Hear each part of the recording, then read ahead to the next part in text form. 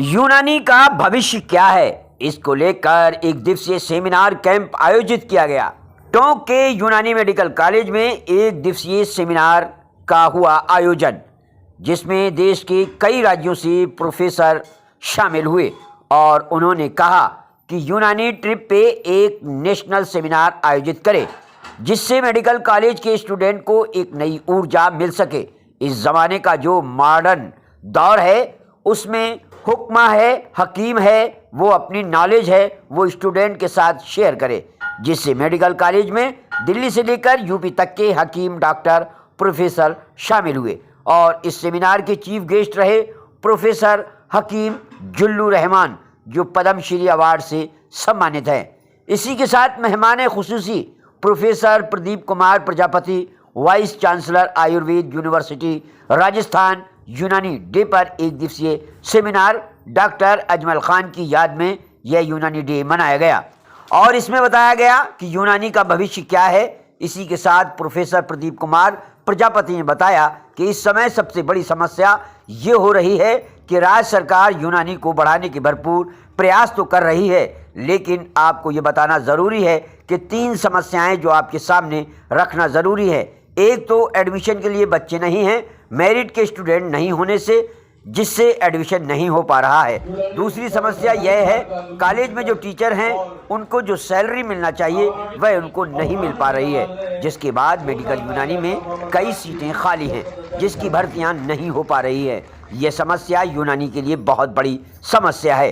राज्य सरकार यूनानी की ओर ध्यान आकर्षित कर रही है और जो बच्चों को अधिकार मिलना चाहिए वह मिल रहे हैं, और हम भी यहाँ पर हर्बल गार्डन नहीं हैं उसका प्रयास हम कर रहे हैं। और भी कई समस्याएं हैं हमारे सामने आई हैं जिसको हम पूरा करने का भरपूर प्रयास कर रहे हैं। इस मौके पर प्रोग्राम को कंडक्ट करते हुए डॉक्टर अकमल ने भी अपने विचार रखते हुए कहा कि यूनानी में अपनी भूमिका निभाने के लिए स्टूडेंट को भरपूर मेहनत करनी होगी, तब जाकर उसको कामयाबी हासिल होगी।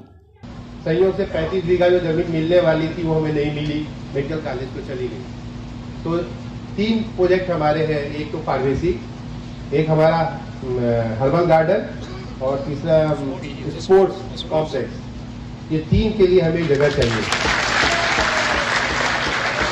और नाम बताएं sir. Doctor Syed Abdul Mujeeb, associate professor, university college of Unani Tonk. आज किस तरह का नेशनल डे मनाया गया यूनानी में? दरअसल आज जो मनाया गया वो ऑनरेबल वाइस चांसलर साहब जो प्रदीप कुमार प्रजापति हैं, उनका अपना नजरिया था कि यूनानी डे पर हम एक नेशनल सेमिनार ऑर्गेनाइज करें, जिससे कि जदीद जो दौर है, जो मॉडर्न दौर है, उसके अकॉर्डिंग हम नए नए जो है, जो हुक्मा है, हकीम है, वो जो अपनी नॉलेज है वो बच्चों के साथ शेयर करें, बच्चों को एक नई ऊर्जा मिले और एक नई दिशा मिल सके, जिससे कि यूनानी की पथ पर आगे बढ़ सके। यूनानी कॉलेज के अंदर जो स्टूडेंट यहाँ पर आते हैं उनके रहने की व्यवस्था नहीं है यहाँ पर, उस पर राज्य सरकार से किस तरह की मांग करते हैं? जी, राज्य सरकार से हमने मांग की, राज्य सरकार ने उसको पूरा भी किया है। हमारे यहाँ जो है गर्ल्स हॉस्टल भी लगभग बन के तैयार है और लगभग फाइनल स्टेज में है। अब बॉयज हॉस्टल भी बन रहा है, शुरू हो गया है, बन रहा है बाकायदा, और सेकंड स्टेज तक आ गया। स्टूडेंटों के हित के लिए राज्य सरकार से और किस तरह की कमियां हैं जो पूरा करने की मांग? वो दरअसल सबसे बड़ी कमी सिर्फ इतनी है कि जो यहाँ टीचिंग फैकल्टी है वो कम है। उस टीचिंग फैकल्टी कम होने की वजह ये है कि उनका जो मासिक वेतन है वो बहुत कम है, वो उसके अनुसार नहीं है जो उनका स्टेटस है प्रोफेसर और एसोसिएट प्रोफेसर। आज यहाँ सेमिनार पर कहाँ से लोग आए हैं? जो सेमिनार है इसमें खासतौर पर जो हमारे यहाँ लोग आए हैं वो दिल्ली से तशरीफ लाए हैं, यूपी से तशरीफ लाए हैं। जैसा हमने बताया, आज इस सेमिनार के जो चीफ गेस्ट थे वो थे प्रोफेसर हकीम जुल्लू रहमान साहब, जो पद्मश्री अवार्डी हैं।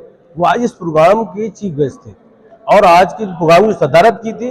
नाम बताएं सर अपना। Professor Pradeep Kumar Prajapati, vice chancellor Rajasthan Ayurveda university. आज नेशनल डे मनाया गया है मेडिकल यूनानी कॉलेज में, किस तरह का मकसद है इसका? यहाँ पे यूनानी कॉलेज के हमारे ओवरऑल 3 कॉलेजेस हैं। 3 कॉलेजेस में एक कॉलेज ये हमारा गवर्नमेंट का है। यूनानी डे पे चूँकि ऑल इंडिया लेवल पे यूनानी डे मनाया जाता है, तो उसके उपलक्ष्य में हमने आज यहाँ प्रोग्राम रखा था। अजमल खान साहब हमारे जो हकीम है, उनके बर्थ डेट पे हम ये मनाते हैं यूनानी डे। और यहाँ यूनानी की जो हमारे राज्य सरकार की तरफ से काफ़ी कोशिश की जा रही है इसको बढ़ावा देने के लिए। लेकिन 2-3 चीज़ें हमें बहुत ज़रूरी है जो कहनी है क्योंकि इस समय कॉलेज में एडमिशन के लिए बच्चे नहीं मिल पा रहे हैं, मेरिट की प्रॉब्लम हो रही है। साथ में जो हमको टीचर्स को जो सैलरी मिलनी चाहिए वो ना तो प्राइवेट कॉलेज वाले दे पा रहे हैं, ना गवर्नमेंट कॉलेज वाले दे पा रहे हैं। गवर्नमेंट कॉलेज में पद तो स्वीकृत कर दिए गए हैं, लेकिन उनकी भर्ती की अनुमति अभी तक नहीं है। यहाँ पे जो हमारे मेडिकल ऑफिसर डेप्यूट किए जाते हैं, उनसे हमारे ये कॉलेजेस चल रहे हैं। तो ये जो व्यवस्था बनाई गई है, ये बहुत दिन तक नहीं चल पाएगी, क्योंकि यहाँ कॉलेज को चलाने के लिए सच्चे रूप में जो टीचर्स हैं उनकी ज़रूरत है। तो उनके भर्ती की प्रक्रिया तुरंत प्रभाव से शुरू की जाए, जिससे जो उनको प्रॉपर जो उनका पैसा मिलना चाहिए, जो उनको उत्साह मिलना चाहिए पढ़ाने के लिए, बच्चों को जो मिलना चाहिए वो मिले। कुछ स्टूडेंटों का आरोप है